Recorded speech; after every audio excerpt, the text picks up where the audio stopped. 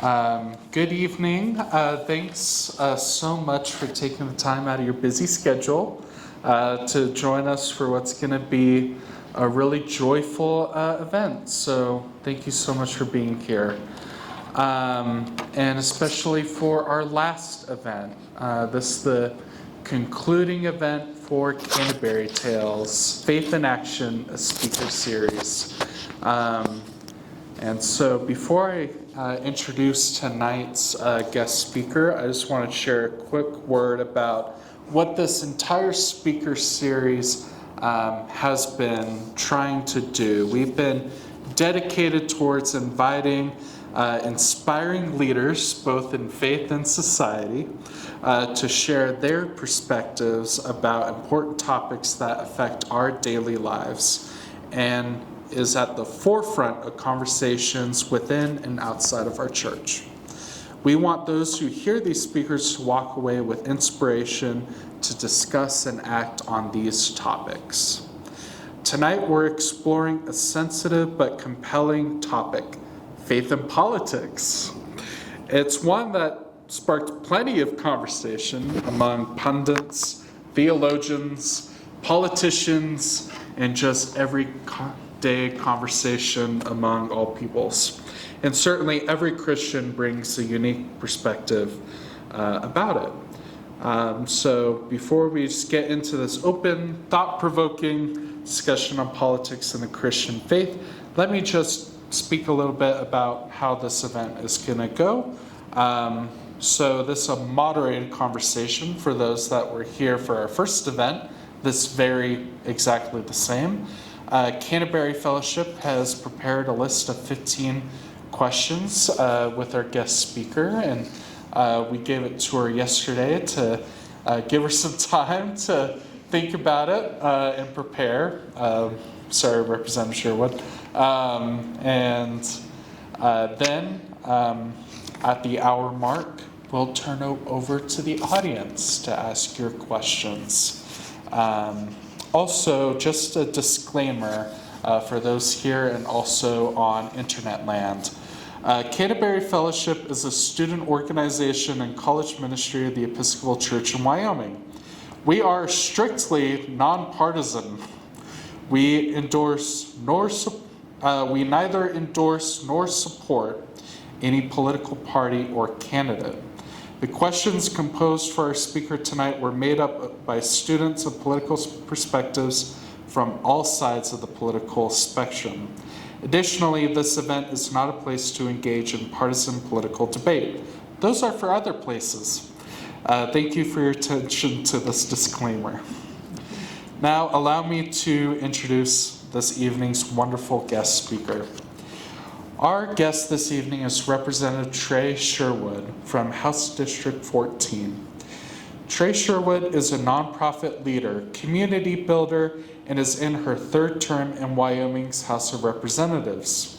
As director of Laramie Main Street, she works to build a vibrant downtown by engaging the community, coaching locally owned businesses, and leveraging Laramie's unique cultural assets.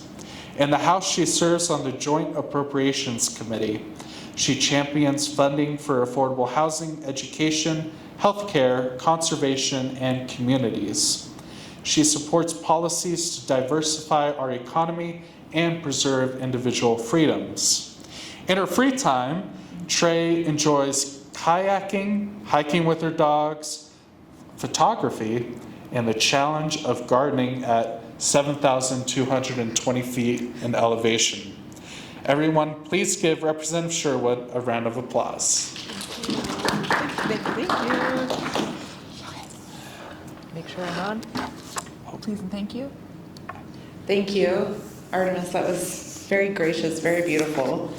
And I am both humbled and nervous to be in the space with you all and have this conversation. I'm just going to let myself be really vulnerable and open. So maybe it gets messy and we cry or we hug or we cheer. Who knows? Who knows where the next hour will take us. But just wanted to say thank you so much for sharing your organizational skills with Canterbury. I've never had such a great structure as a presenter before, so I appreciate that. And thank you guys for having me and having these conversations. Oh, you're too kind. Thank you.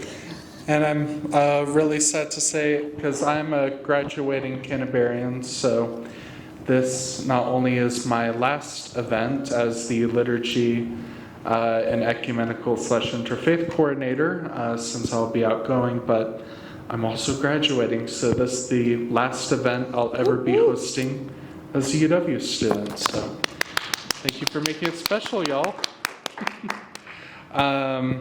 Well, let's just jump into the conversation, Representative Sherwood. How does that sound? Here we go. Here's a fun, not tough question at all. What does it mean to you to live out your faith as a public servant? Thank you. I was drawn to service really by the actions of those around me. You guys still hear me? Okay, this is weird for me, but I guess I'm going to back it up a little bit here and say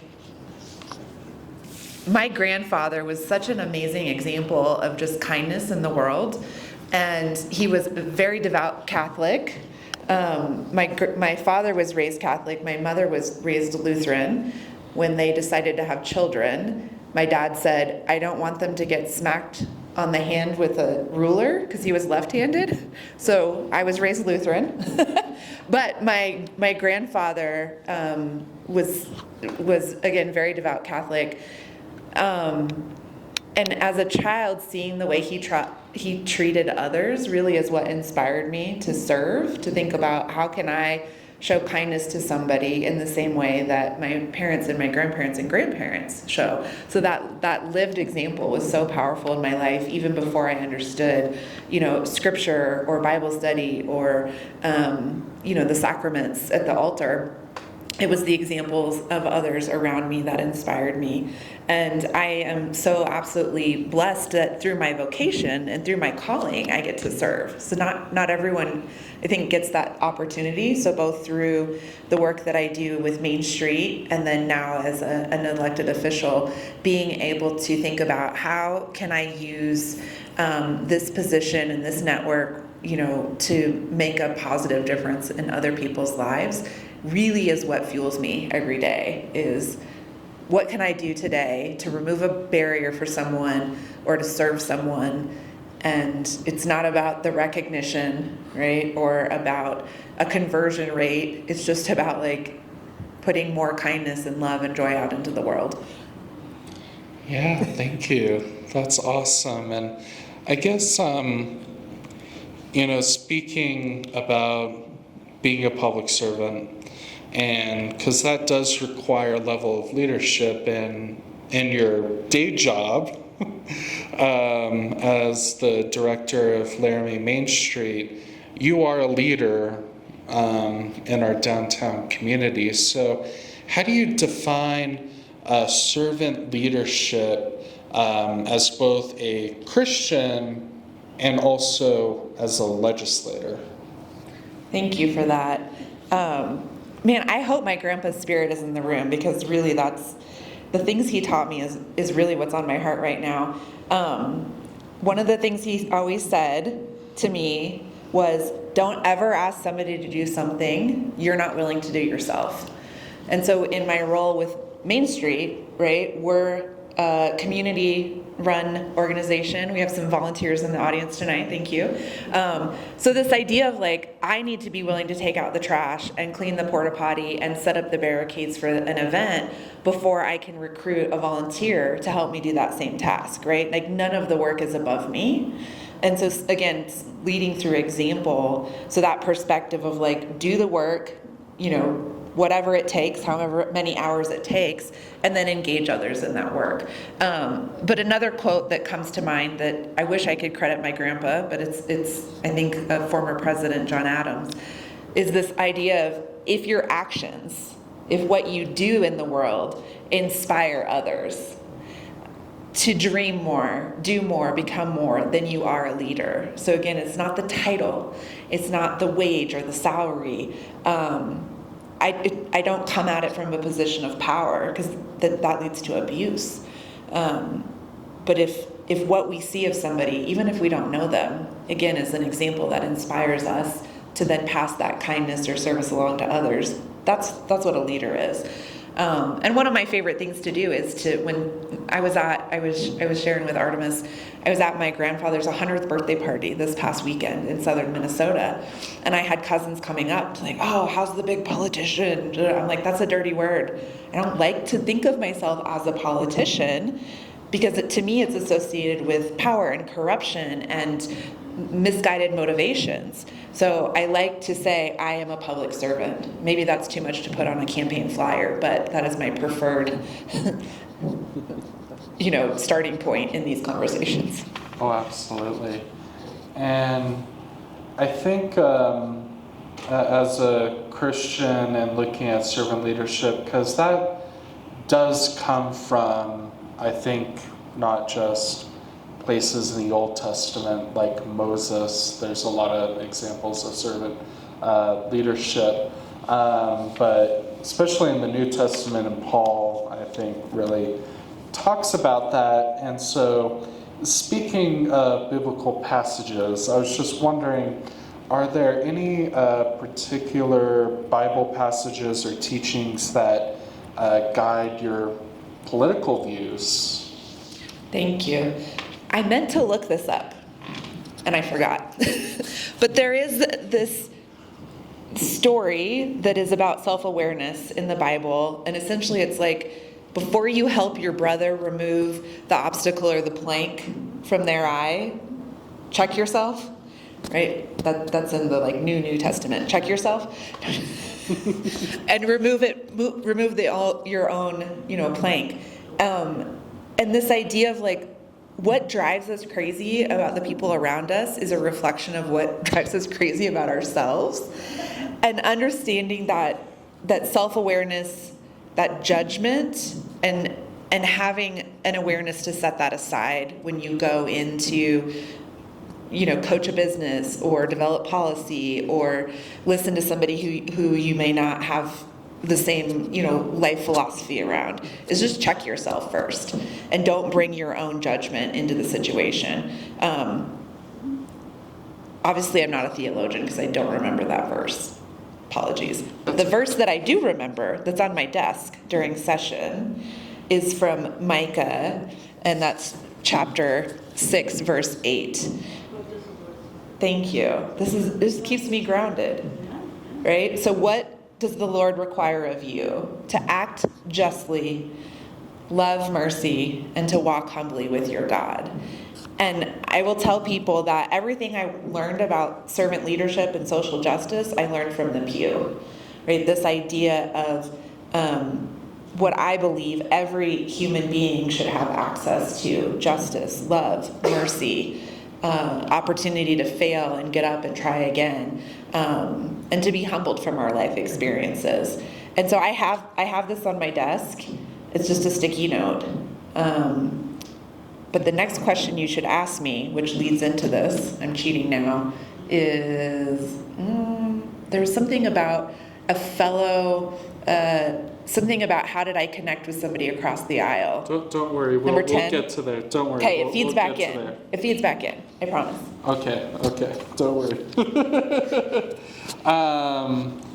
Let me, I'll be happy to comply with that, since you are a special guest. Because the only people that I do this for in life is for special guests. But speaking of which is reaching across the aisle, as you talk about, how do you actually handle deferring religious perspectives? Because there are some people that are not Christian in the legislature, or there are Christians, but they're of very different denominations, or even the same denomination, but religious interpretations. So how do you handle those differing religious perspectives among your colleagues. Thank you. It is an art form. My goal every day is to see the humanity in those I'm serving with, and we have this really great tradition, and it's actually the best part of being in session, is every morning we have a greeting. So it's sort of like peace, right? When you go around and you say good morning, you say peace be with you, and you greet people. And I'm a hugger. So if anybody, I ask first, but if they're like, yeah, I'm a hugger, then every morning you're going to get a hug. Because it's a great way to start the day. But my goal is to learn something about the people I'm serving with and to understand what motivated them to serve, right? And so it may not be me understanding their faith tradition, but what motivated them to run, to serve, and then to find commonality in those reasons, and then to build from there. And sometimes it is a connection to a church tradition, and other times it's we both like our dogs, right? And you just start there. Yeah, absolutely. And I guess speaking, because it is difficult, it is hard, do you ever find tension between your, and I know that you don't like to think of it in this way, but your political duties as a legislator and your personal faith, and do you feel or like guilt when things do not turn out the way that you wish that they did? And if so, how do you navigate that? Big question. Yeah, there's a lot to unpack there. You're really good at this. I don't feel guilty. I think, thank God, I have been unburdened from that, and that is a gift, right? And I don't know that I realized that until you just asked me that question, right?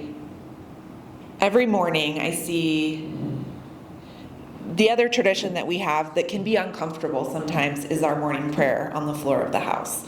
And this is where the separation of church and state makes me sort of dance in my pants or get antsy in my chair or whatever. Ants in my pants, whatever. And so there are times where the space feels authentic and the Holy Spirit is there with us. And I have time to pause and say, Lord, work through me, speak through me, act through me. This is not me. If I go to the mic, it's not what I'm saying, it's what you're saying. Other times, there does not seem to be a sense of genuine spirit in the space, and it's harder to connect and ground myself. And I don't know that I could point to every, what changes every day other than we have a guest prayer person every day. And so the energy that's in that space changes daily every morning for the prayer. Sure. I don't know if this is, whoa, I didn't know this was where this was going to go. But, No? So in thinking about priorities from every day, right, it's that humbling, it's asking for God to work through me. But there will always be that tension behind, what was I taught to believe as a child? What do I believe now as an adult? Because I've had amazing people offer me gracious correction of my ignorance from my childhood learning to now adult spirituality, which is, I'm still on that path, And then what is my community asking for? What are my constituents asking for? What does the Constitution say? Right? There's a lot of layers there. And thinking, it's not like a hierarchy where you're I have to go through my checklist and this is always the first thing I default to, right? I'm really trying to be grounded in the feedback I'm getting from community and constituents and thinking again about kindness, love, service, and what my colleague may vote on as my pastor told me to vote no on, I might be voting yes on because it's what my constituents asked me to do. So I think there's conflict in every vote, every day, and every decision. Yeah. And speaking of which, how do you balance that loyalty? Because you have loyalty to your church, to your conscience, and then, of course, and your constituents. So how do you navigate that balancing act? Yeah, and I think the word loyalty made me uncomfortable, right? You know, this idea of like, I'm not sending a check to the Pope. Right. Although he, you know, God rest his soul. Well, I don't know where that came from, sorry. No worries. It's a little weird because you're Lutheran, so. Yeah.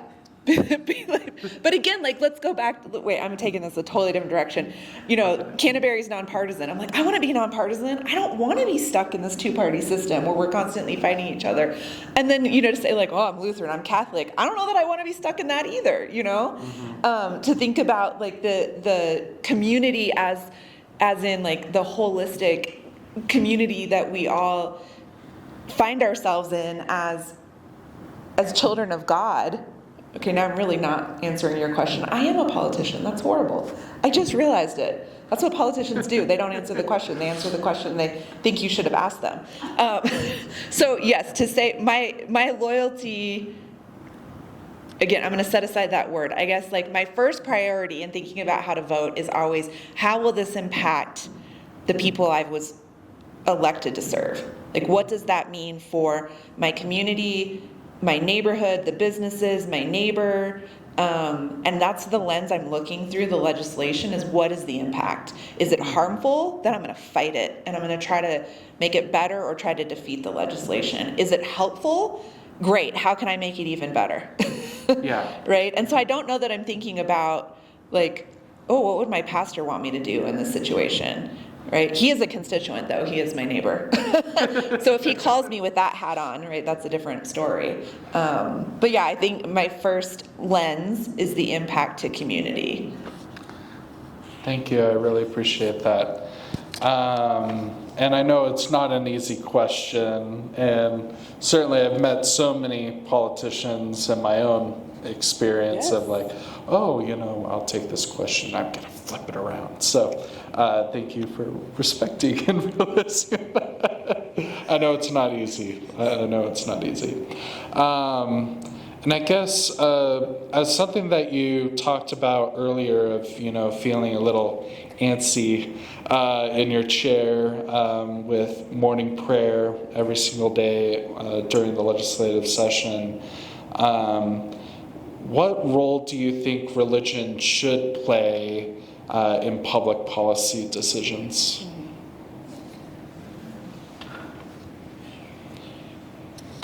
I think at the individual level, our faith should be what grounds us and what keeps us, you know, real and honest. And it should protect us from that, like, the perversion of power. But I think the bigger question maybe that's in the national dialogue is like the role of faith as institution play in making policy. And to that sense, I would say there should be a separation. There should be a healthy separation. That I want to honor the founding principles of separation of church and state to protect both the church and the state. And this is where, like, okay, now I'm going to sound like a Democrat, right? I don't want the state, I don't want the government in my bedroom or my doctor's office or in the sanctuary sitting next to me in the pew. I just think those are not the places for government as an institution. Mm-hmm. And I don't think that there ever should be like a church as an institution making laws. Yeah. And that's certainly understandable. I wouldn't want, you know, an FBI agent taking notes right next to me. In the church pew, or tucking you in at night. Like, it just doesn't feel right. That'd be a little uncomfortable. You're like, I have a twin bed. Right?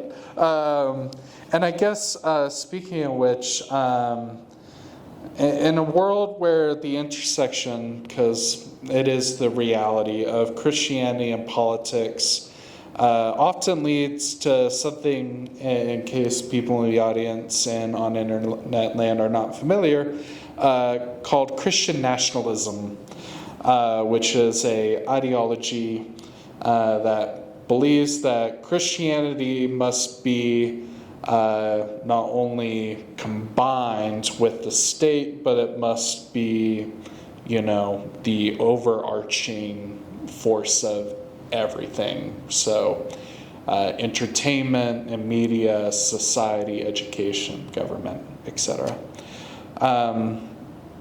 So in that kind of world where that intersection leads to Christian nationalism, how do you carve out a space as a progressive Christian, I think would be kind of fair to say, when Christianity, especially here in Wyoming, is associated with conservatism? Yeah. Little tough.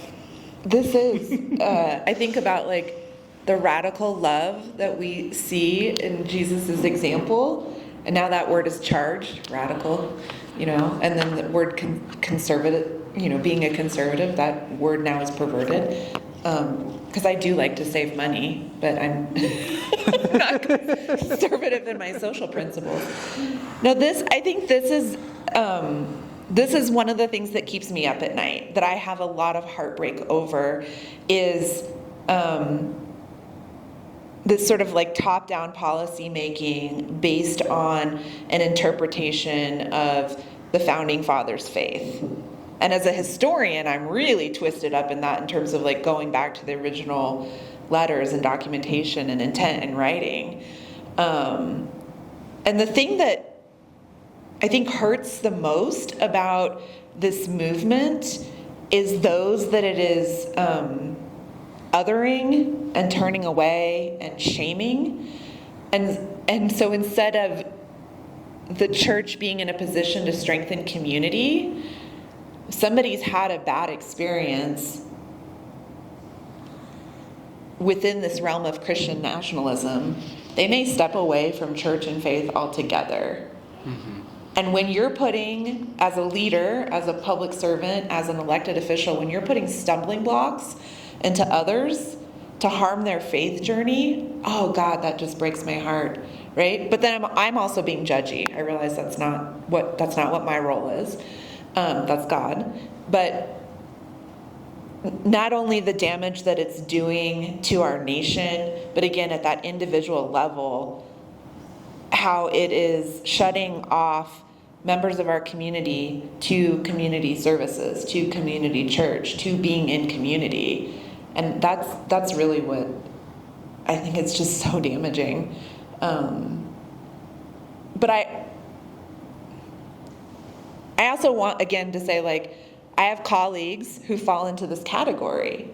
And it's not my job to judge them. It's my job to find the humanity and the motivation in that and find commonality, right? So I'm not just going to walk away from somebody who presents this way in the same way I don't want them to walk away when they realize you're a progressive Christian. You're a Democrat. I didn't know Democrats went to church. Oh my Lord, right? Like let's find that space in the middle that we can meet. But I'll go back to where the state should not be. This idea that the church should influence every aspect of our life. If we flip that on the head and said the state should influence every aspect of our life, then you're going to have politicians at the pulpit, right? Mm-hmm. Or politicians saying like, oh no, you're interpreting the Bible wrong. You need to teach your Sunday school lesson this way. Like, that should scare the bad word out of people. I mean, if you need to lightly swear, that's fine. The ants in the pants out of people. Yeah, no kidding. And I guess in a place of where a lot of people are, at least in the legislature, as you're mentioning, there's a lot of exclusion in some of these policies, whether intended or not. That's the result. And in Matthew 22, and also in hundreds of examples throughout the Bible at the mention of love, but in Matthew 22, love thy neighbor as thyself. How do you interpret love thy neighbor when legislating for marginalized groups? Mm-hmm. Radically. Yeah, the verse is not judge thy neighbor. The verse is not belittle thy neighbor. The verse isn't pretend that there's not enough to go around and eat all the pie yourself. I'm like very literal interpretation of everyone should have equal access to opportunities for love, happiness, success, equal pay, healthcare, all of it, right? So like the most radical interpretation of like how you care for humanity and individuals, I'm for it all the time. Yes, yes, yes on that vote. And on the opposite end of that, anything that is othering, that is infringing on individual freedoms, that is coming from a place of fear and judgment, I'm going to be no every time. That's not good policy, right? And so that there's also that disconnect of like, what are you hearing in the pews that I missed? Or what is it that I heard that you missed? Like, what is the disconnect when you hear that verse, but that you don't take that with you as an individual into policy making, right? Or maybe the church should just take over the state, and that should be rule number one. Whoa, we're going a whole different direction now. We'll cut that from the recording. All right. Speaking of working legislative, especially with, as we talked about earlier, deferring religious perspectives, could you share an example, and you've already shared a few already, of an example where your faith helped you reach across the aisle? However you want to take that as. Thank you. So I go back to the verse that I have on my desk from Micah, and it's helped me make new friends because people, one, will see it and be like, whoa, I didn't know you were a Christian, right? And it's like, ooh, let's surprise each other. Let's be in dialogue. But this last session, one of my colleagues, who's at the opposite end of the political spectrum, she cited this verse in the mic on the morning prayer, and I was like, oh my God, it was so beautiful. She was so authentic, so genuine, just so like humble about it, just set the tone for the day. And afterwards I went up to her and was like, that is my favorite. Like, thank you so much for speaking the truth through those verses. And like, so now we have that verse as a connection of something that we both go to for foundational grounding.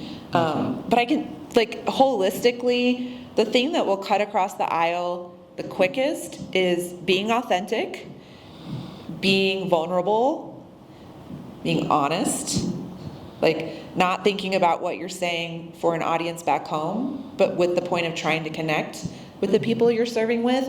Anytime somebody's been vulnerable at the mic, so it can be my favorite, Grandpa Lloyd Larson, who is just this amazing Mormon legislator with so much institutional knowledge, and when he goes to the mic and speaks about his faith, it's like you can hear a pin drop in the Capitol, and it's humbling and grounding, and I cry like every time. I go through so many tissues during session, but those moments of people sharing from their heart and it feels so real, that's when the door opens and that's when connections are made. Oh, absolutely. And just had to give a shout out to my former neighbor and legislator, Representative Lloyd Larson. Sorry, shouldn't be doing that, but he was my neighbor. But wow, thank you for sharing that. And I guess in the same vein of, you have this wonderful verse from Micah on your desk, and I'm sure, because I can't imagine hard moments during the session that I've been over in Cheyenne and the Capitol observing, but how do you stay spiritually grounded? Because I'm sure it's hard to be able to go back home, go to church, do anything during the session. So how do you stay spiritually grounded during tough legislative sessions? Thank you. That is also an Olympian feat. I think one of the things that's most helpful is hearing from community and constituents and people sending like cards or notes, or I got a really funny pair of socks this year. It was just like, they said like, here's something special. That's wonderful. And so like hearing from community, and again, church is about being in community, and our faith network is being in community and taking care of each other. So at times where I'm struggling to take care of myself because my heart is breaking bill after bill after bill, that simple act of somebody calling or texting or writing or sending a note, not only is how our democracy should work, like constant communication with your elected official, but it really is what mentally, spiritually gets me through, is hearing from community and a lot of tissues. And a lot of tissues.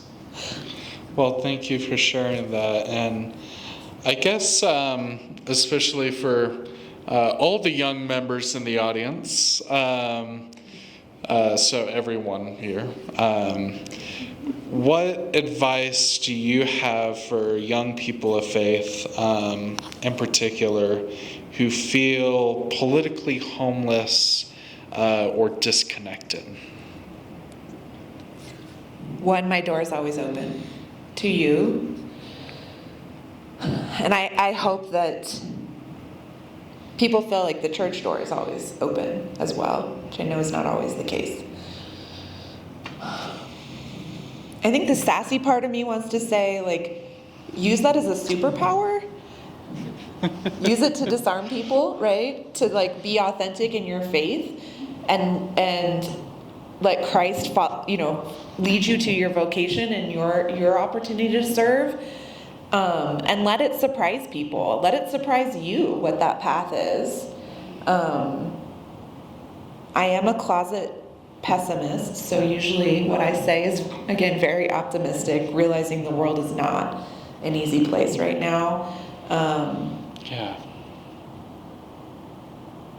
Oh man, where do we go when we feel like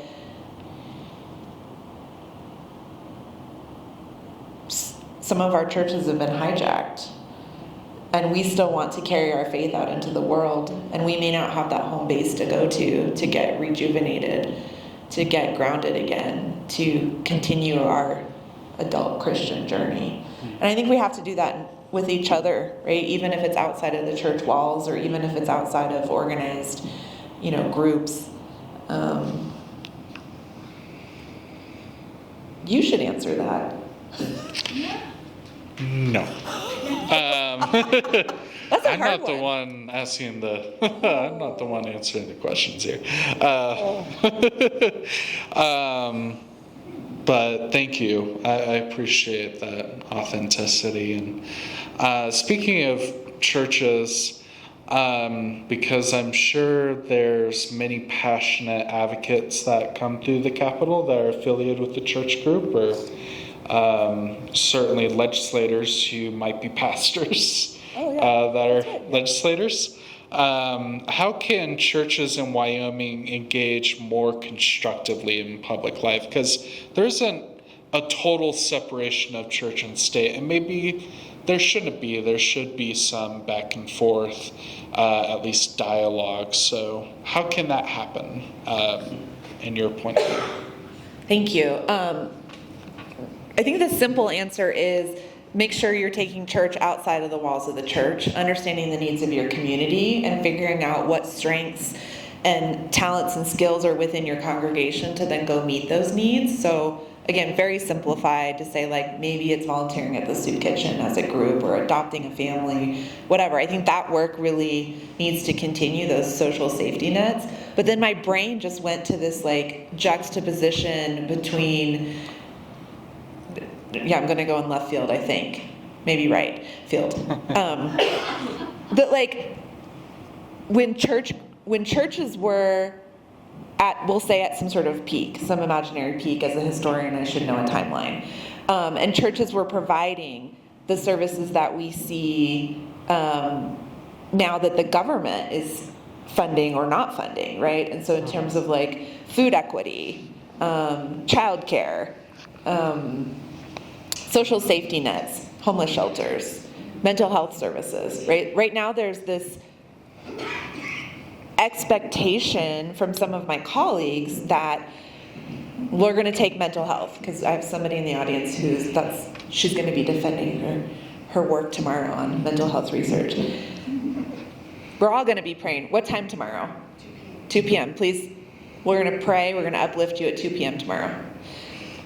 Mental health. Okay, so mental health has been in the news a lot in Wyoming. Should we or should we not fund 988? Should we or should we not create stronger programs for veterans who have mental health crisis? Right. Some of my colleagues are like, that is the role of the church. That is not the role of government, right? So this is the like pro-small government, which there's a time and place for when government should be in your bedroom and when it should not be. But this tension right now between like how the church can show up in these spaces. So like the pastor of the congregation may want to lean into that work and say, we want to get trained in, you know, crisis management or mental health services and response. The church may not have the resources to do that. And yet our government in Wyoming right now is saying, wipe our hands of it, not our responsibility, let the church deal with it. And so there's this gap in services because my colleagues are like, not our job, expecting the churches to stand up when the churches are burdened right now with it, trying to extend the social safety net without enough resources. Mm-hmm. Was that left field or right field? I don't know. But I wanted to verbalize this, like, where can the church show up? I think the church also has to say honestly what it can and cannot provide, right? Like, to say, like, here is how we're going to meet you halfway, or here's how church and government can collaborate on solving mental health issues, and here's where the church cannot provide that service. I think there needs to be some honest conversations about just capacity and limitation. Absolutely. I mean, churches, I think, you know, as much as people don't want to admit this reality, but churches, especially many of them in Wyoming, just don't have the people, funding, resources to do what they could do back in like 1955. There you go. So it's definitely a conversation that has to be had and has to be worked with state and local governments. So thank you for pointing that out. And I guess as we get to the close of the hour, what lessons from your faith help you listen? Because as you mentioned, there are a lot of people with very different ideas in the legislature that you have a very different view from and that you disagree with. So as I ask you again and again, what lessons from your faith help you listen to those whom you disagree with?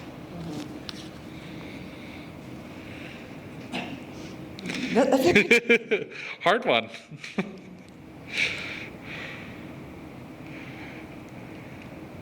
I think about the different perspectives in the Bible and the stories that we hear from multiple perspectives and the nuances that are in there. So it's like, you know, one disciple tells the story of a miracle slightly different than another disciple. And there's like trying to figure out the discernment in those differences and like why did this part of the story get left out? It wasn't as important to the point that was trying to be made. So thinking about the nuances that exist, you know, in the New Testament from the perspective of the apostles, I think that same like curiosity and leaning into the nuances is a lesson that can be taken from like sitting in the pews, hearing the pastor interpret the story, like, oh, I didn't think about it that before. I didn't think about it that way. Oh, I like, wait, why did he say that word instead of this word? I think that's applicable to how we decipher our colleagues in the, you know, in the legislature. So. Yeah, absolutely. This is a little challenging. Have you ever experienced backlash from fellow Christians for being a Democrat? I think definitely surprise, right? Like I mentioned earlier, somebody being like, oh my God, you have a Bible verse on your desk. Like, what happened? What is going on? Surprise. There's been a sense of surprise. Nobody's been nasty. Okay. Not any of my colleagues. I think door knocking usually is like I love door knocking. Love it. I think it's so fun. One person was like, I will never vote for a Democrat because they eat babies. I was like, oh no, like, whoa. And it was like, end of conversation. That was really hard, right? Yeah. So there are moments where there's like a snap judgment based on like D, R, you must be X, Y, right? And that's hard because there's no room for that like curiosity and leaning into the gray and like being in dialogue. But yeah, nobody's been nasty, nobody's been rude. Just people have been surprised, And then some of my colleagues who are on the more progressive side of the spectrum are like, why? Why are you praying right now? So they're also, I think, a little bit curious and confused, which, again, it's a superpower if you can keep people a little bit off kilter and find that gushy spot to hug. Yeah, absolutely. And I guess because in Wyoming, maybe this isn't such a uncommon thing when politicians talk about their faith, but probably in other places like to the south of us or anywhere else, it's probably much more uncommon. But do you think politicians or public servants should speak more openly about their faith? I think if it's done from a place of authenticity, then yes, that sense of like love should be elevated. But if it's done just for political theater and show, no, it's just so uncomfortable. It feels gross. Yeah. So I think it's circumstances or like scenario, it changes. I mean, there's been time where I've heard a public official speak and I'm like, oh no, like this feels off, it feels wrong, like it's being used for theater. Yeah. So I guess it plays really into that authenticity, not theater, which I think is, a value that's appreciated everywhere, but I think resonates well with Wyomingites in particular, because I think we can really sense BS when we hear BS, right? Ooh, it's Wyoming's superpower. In Wyoming, we have BS radar. Well, it's because we tell the story of the jackalope to, outsiders, and that's how we develop it from a young age, right? That's how it works, right? Yeah. Sorry. And I guess speaking of this with faith leaders, because you've talked to lots, what responsibilities do faith leaders have when engaging with politics? To speak the truth, right? To call us out for our BS. Use that Wyoming skill. I'm so excited. I'm reading this book by Richard Rohr right now. He's so smart. I have to read the chapters multiple times because it takes a bit to soak in. But he's talking about the prophets as that mirror to bad behavior in society, right? To call out the injustice and where we've, put a stick in our eye and forgotten to take it out. It's a really interesting perspective of the role of the prophets in the most loving way possible, calling us out for our BS. And I do think there's a role for church leaders to do the same right now, right? When there is injustice, when there is cruelty, when there is power grabs, for faith leaders to call out the truth and the harm of those actions. And I realize that's easier said than done, right? There's fear of retribution. There's fear of ostracizing, your congregation members. But I think right now more than ever, like we need people who are willing to speak the truth from a place of love. Yeah, absolutely. And thank you for sharing that. And right now, I know that at least for Democrats in particular, and of course many other folks that don't affiliate with the Democratic Party, there is a mixed political climate, to say the least, treading lightly with the nonpartisan distinguishment. But there is a very polarized political climate that we've had, and it's gotten worse every single year for more than a decade, I think is fair to say. But is there anything that gives you hope for today's political climate? Yeah, the silver lining for me is going back to community and this greater awareness of how crucial it is right now to hold space for each other, to hold kindness for each other. Again, go back to this really simple, like, volunteer at the soup kitchen, at Interfaith, right, at our nonprofit. Our social services are stressed right now. So to me, the silver lining is people who are like, I'm confused, I'm angry, I'm sad, I'm frustrated. What do I do?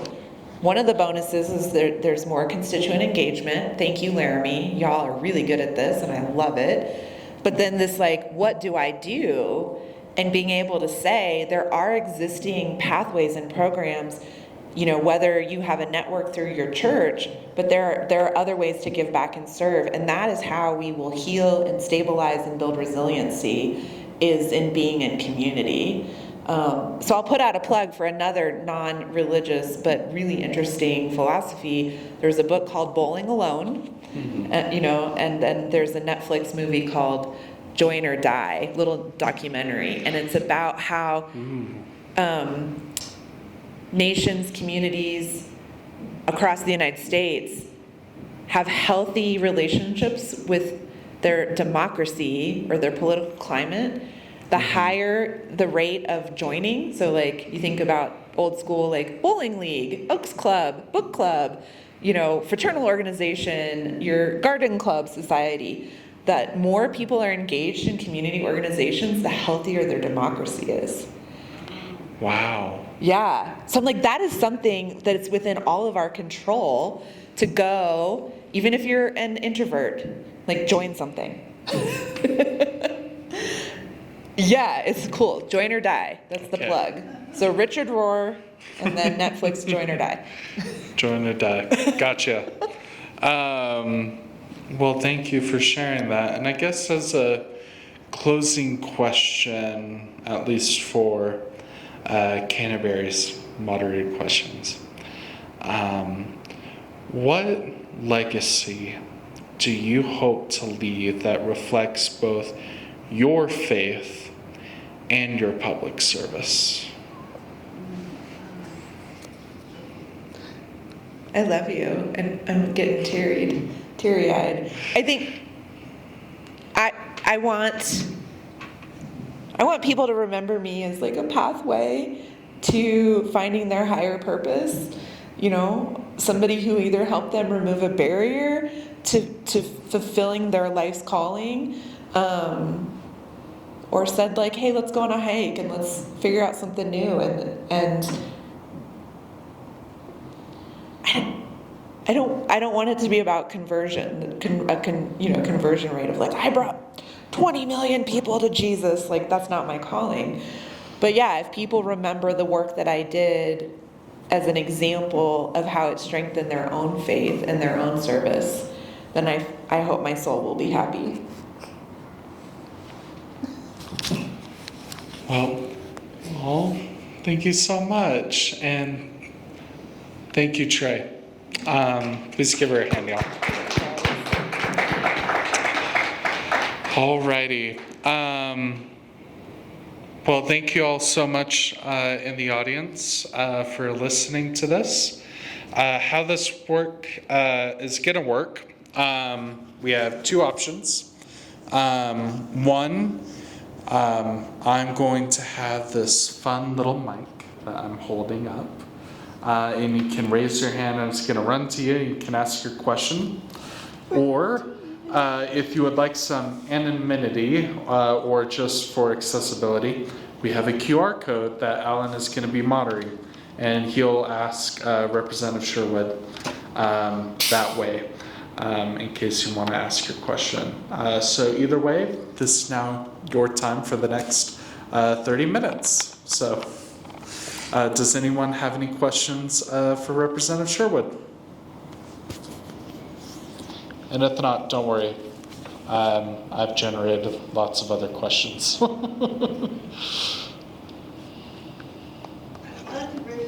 Yeah. Oh, I appreciate hold up. it. appreciate what you said and who you are, and that you speak from your heart. And I'm sorry I have to go because there's a protest going on. Oh, this is May Day. Okay? And my question is, what do you think of protests? This is the fourth in Laramie, and before I go, I was like, is this okay, or is this get in the way of God's work? Thanks. I think protests are like public therapy, group therapy, right? So you get together and you're like, man, I'm mad, I'm sad, I'm disappointed, whatever it is, and you show up and you're like, my neighbor is also feeling this way? Oh, the person who sits behind me at church is also feeling this way. Like, oh, I'm not alone, right? So I think that there's a really powerful purpose behind protest. It's a visual display of our displeasure, right? It makes us feel less alone. Like sometimes you just need to like art rage and make a really colorful sign. I prefer like glitter on mine. But then it has to move beyond that. It can't just be protest, right? You have to move into action. And so again, that like call to be in community, that call to join and give of your time, I think is equally as important in that follow-up to that public displeasure.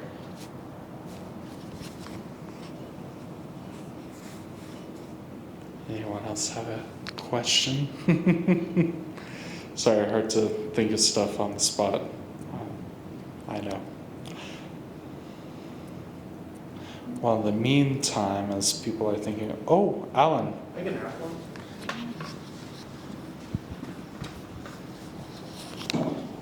Kind of two separate thoughts you shared really resonated with me and stuck with me, and then I felt like had a good conversation together, so it's kind of asking you to revisit some ideas, but you seem to have this particular heart for discernment and people finding this calling and this purpose and this vocation, and you were really hesitant to latch on to identities and kind of terms and this loyalty language. And so how do you navigate this like strong desire for yourself and others to find that identity and this aversion to like the identities that have kind of been presented to us as a society? Ooh, man, you guys are good. I have to give Pastor Nate at Trinity Lutheran all the credit for like really talking about vocation from the pulpit and the power of that and how your calling for service can come through where your paycheck might come from. Like, whoa, what an idea.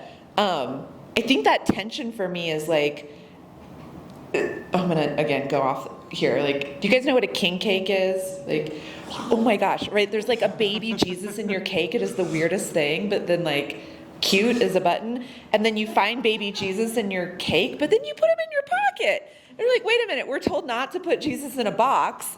Anyways, so yes, this juxtaposition between like, as humans, we need to feel like we are part of something. We need to be joiners and part of a club, which leads to healthier community and society. But then we also stumble when we flatten baby Jesus into our pocket and we put somebody into a silo or we label them, and we don't get to know the depth and the richness of God's love or that individual because we've said, you are a R or you're a D or you're a Catholic or you're a Lutheran or whatever it is. So yeah, there is a lot of just like internal societal struggle over like, I want to belong. I want to find my tribe and I want to do good work with my tribe.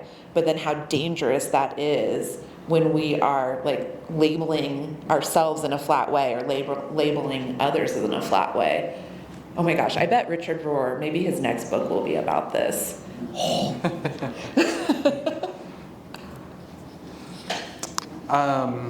Sorry, someone that couldn't make it but wishes that they were here texted this and said, hello, Representative Sherwood. Sorry that I couldn't make it. Had to deal with finals. Boo.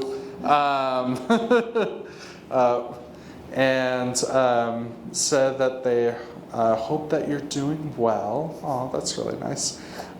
This is a rather pointed question, but they did ask, being a Democrat and also a person of faith seems to be hard especially when other Democrats typically don't seem to be people of faith at all, or at least it's not very communicated very well. Sorry, I'm paraphrasing a little because it's a little long.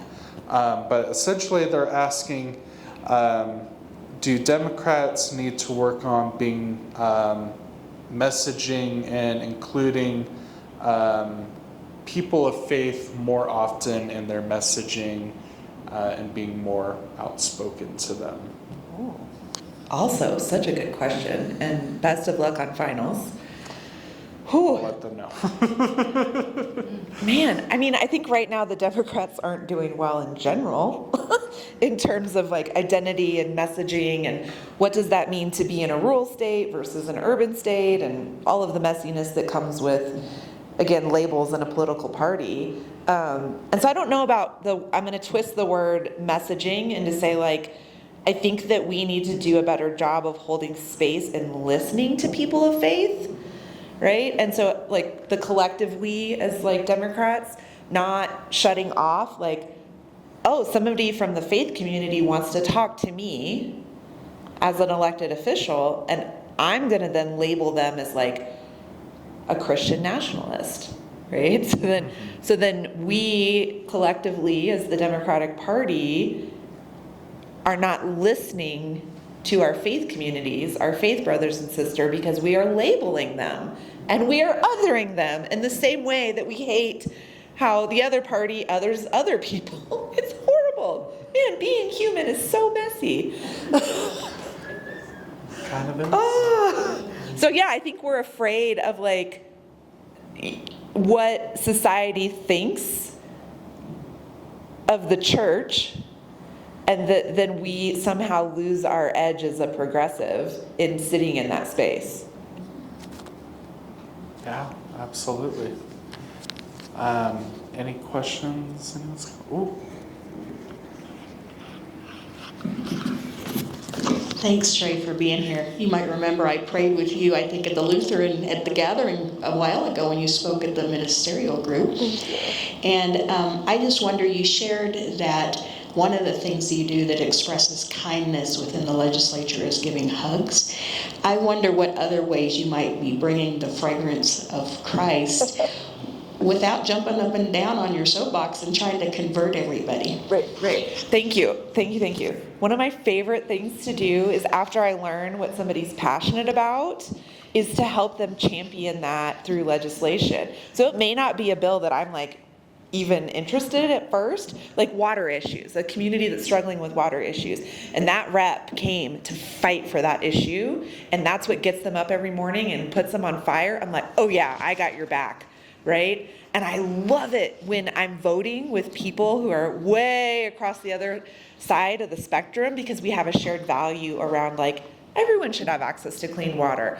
All of your seniors should have access to food, right? And they're over there voting and I'm over here voting, and we look at each other and we're like, we're on the same team. This is so fun. So good. I love it. The other thing I really love to do, and I'm not artistic, but is to then like make a drawing of what that bill visualized for them on a sticky note and put it on their desk.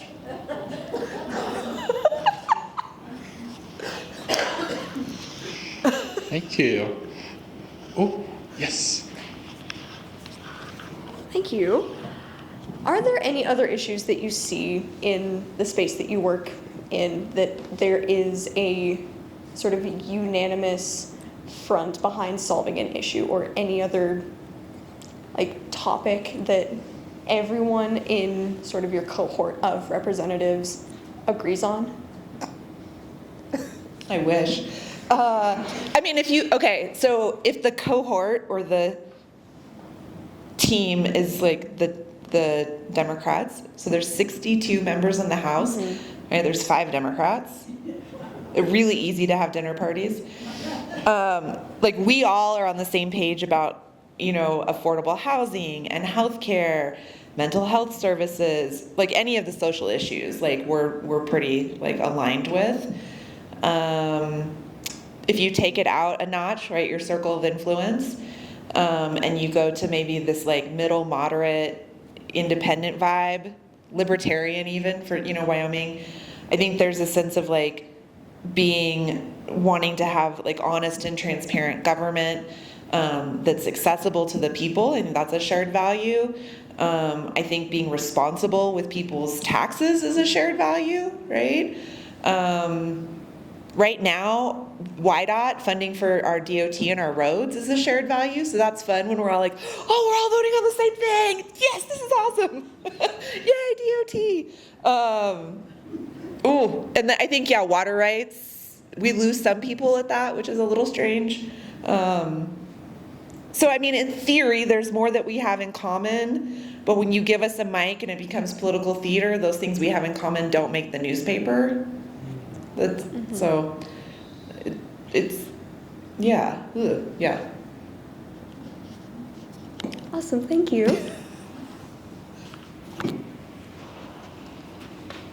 Anyone else? One question I did think of is Wyoming, though predominantly Christian, is not just Christian. There's people that are non-religious, people that are Jewish, Muslim, pagan, which I think is pretty interesting, Buddhist, what have you. And I was wondering, because since there's lots of people of faith in your constituency, how do you try and be representative of their views as well? That's beautiful. One, listen, right? Like my job is to listen more than I talk at the door or on the phone or whatever it is. So listen to understand, listen to learn and build on the commonality of like the string through all of our faiths really is like love of creation, and the commonality of just care. And so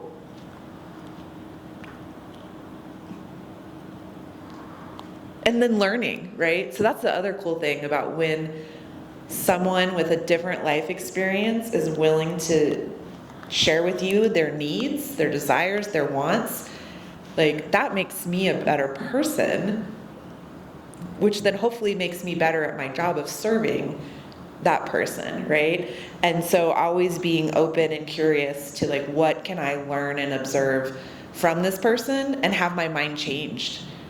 Where did I get it wrong? And now this person's willing to be vulnerable with me about their faith, and I have an opportunity to learn and grow. Like, it's beautiful. And then bonus, here in Laramie, we have our international students who have been so gracious about sharing food recipes. That's another great way to build commonality and communities through food. So that's a plug for the International Flavor Festival. I mean, you have to, kind of, right? Otherwise, Laramie Main Street, right? Yes, thank you for letting me do that. Absolutely. Anyone with any questions? Yes. This mic is so cute. First, thank you so much for being here. This has been a really wonderful event tonight. And one of the things that you had mentioned, I don't know if this is like a fully formed thought yet that I have, but you mentioned that like you're often met with surprise when people learn that you are a person of faith. And I think this is just more of a statement, but so much of what you've said tonight is such a like lovely reminder that I think even like in a time where things feel so polarized and it feels like you have to like choose one thing or choose another, that we still have like agency over our identity and can exist in multiple spaces, which is a really beautiful thing. So thank you for that reminder. Thank you.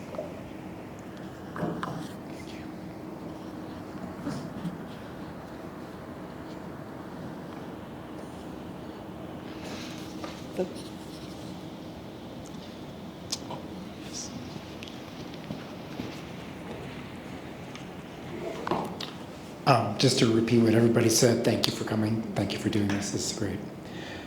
I've been sitting here mulling over trying to think of the questions I really want to ask. But one of the things, from my perspective, as a person of faith, there are very clear truths that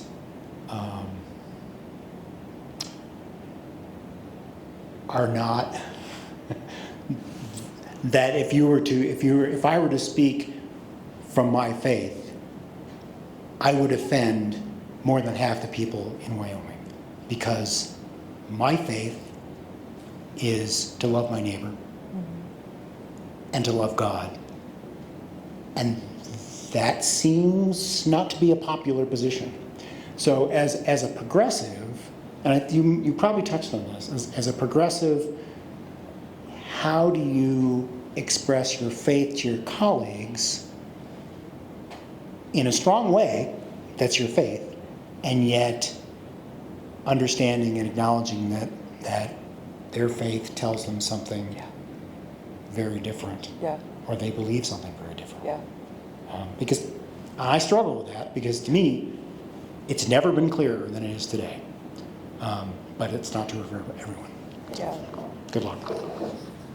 No, and this is like a daily exercise to figure this out. And my ideal is that my actions and how I treat others is how my faith presents. And it's not that I'm ever going to be the person who has the Bible verse memorized, or that can go toe to toe with the super conservative, House member who's also a pastor.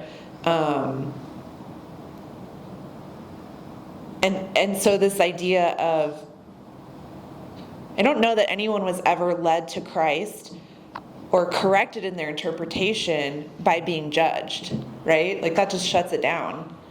So to say, like, it is not my role to judge. I can be sassy and I have to check myself, but like the debate, the confrontation, the judgment, that's not ever what you will get from me. Now, maybe when I have dementia in my old age, that may be a different story.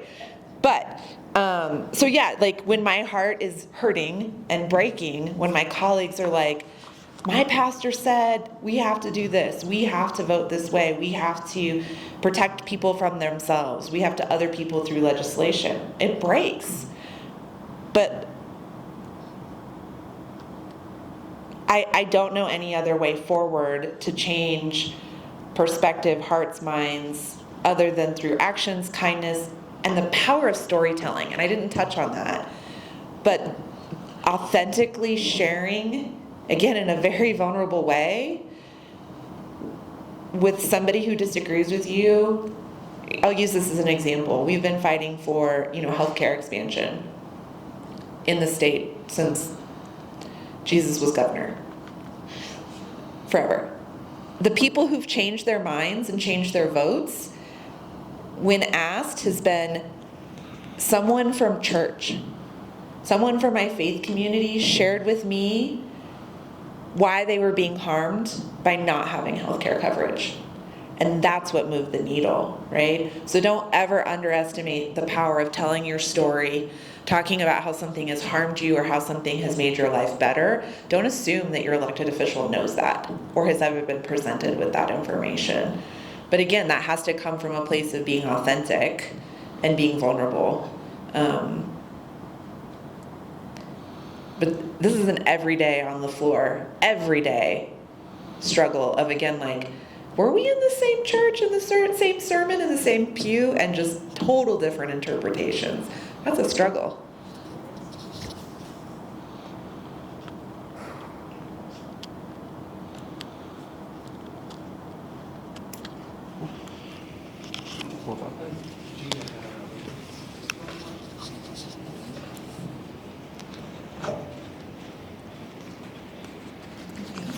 So for a long time, I've been a prayer partner to legislators and governors and lots of people praying.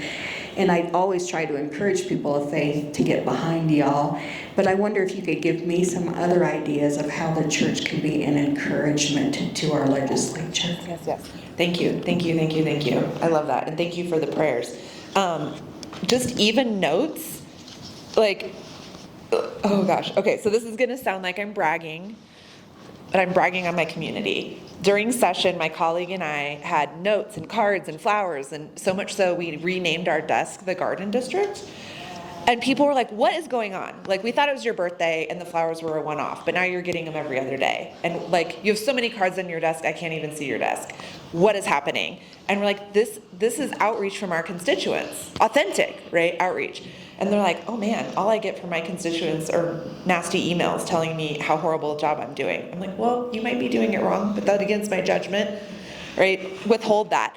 But what it made me realize and think is, again, our Laramie community is so good about reaching out and being in communication that I don't know that every community or every legislator, elected official has that like line of communication, and what they are hearing is anger, anger, anger, anger all the time. I'm like, man, if we could just watch for that like one act of kindness and that one good thing that they're doing, even if it seems so tiny, and then thank them for it. Right? This like, I also do dog training, so positive reinforcement is like legit a thing, right? So like, if you can be like, man, you're not a great elected official, and I don't agree with you 90% of the time, but I'm gonna praise you so much for the 10% that I see you in service, maybe some of our behaviors would change, right? So yes, I think just notes of like a thank you note. I don't think a lot of people get just random thank you notes. Yeah. And I guess unless anyone else has a question. Okay. Just want to cover all my bases. Because that reminds me of something, because a lot of students here on campus feel very apathetic to our political institutions and even to the concept of voting, because they feel like my voice doesn't matter, every politician's corrupt, and so on. And then there's also a dual element in the legislature and our political systems in which there's almost an element of what you could call political nihilism, like nothing matters, I'm going to do what I want, even if it's kind of contradicts like the things that they say or their purported values and beliefs. And I'm wondering if you have seen or engaged with that, like what do you do about that? Because that's kind of antithetical, both as being a legislator, but also as a Christian. Mm-hmm. So I was wondering, how do you handle that? Thank you guys. These are like the hardest set of questions that you're throwing at me, and I love it and I appreciate it.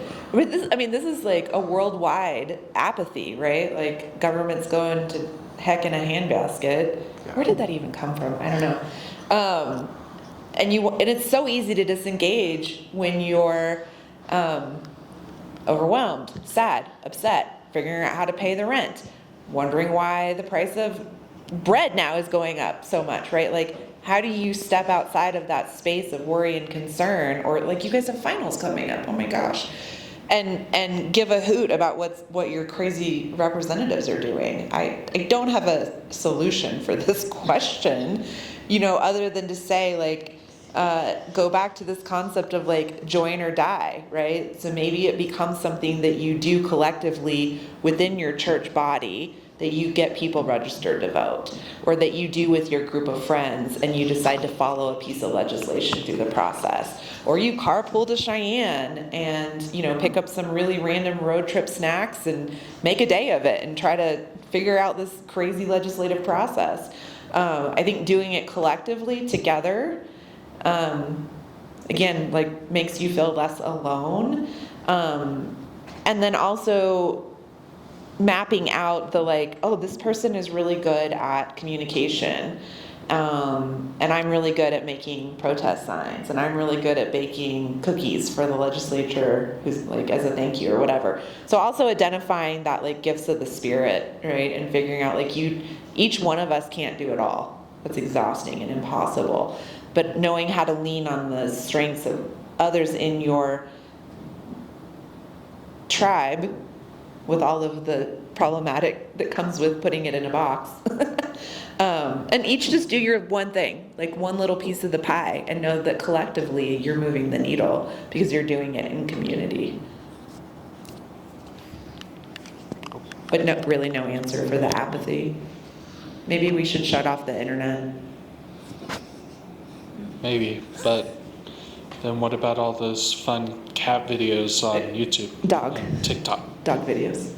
Puppy. Oh, yes, dog, of course. Any last questions as we're nearing the end of our time here? I will say thank you. Thank you so much for the space, for allowing me to come and to be worried and nervous and be reflective, to have to go back to what did Grandpa teach me? So for that opportunity, like that forced pause in the day, that just, you've created a space for reflection and conversation. So thank you for that gift. I appreciate it. Well, thank you to everyone here and to Canterbury. All right. Well, any last remaining questions? Last call? No? Okay. Well, everyone, thank you so much for joining us for our last event with Canterbury Tales, Faith and Politics. This concludes our Faith and Politics segment.